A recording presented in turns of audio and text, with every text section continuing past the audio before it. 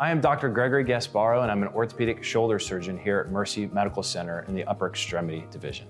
I take care of younger patients with shoulder dislocations, as well as middle-aged patients with wear and tear type injuries in the rotator cuff, to even older patients that have developed arthritis in their shoulder with shoulder replacement surgery. What's great at Mercy is we offer what's called a shoulder joint journey program, and what it allows us to do is streamline the care for shoulder replacement in patients, starting preoperatively with education, taking you through the process of having the operation done here at the hospital, and then getting you through the postoperative recovery period.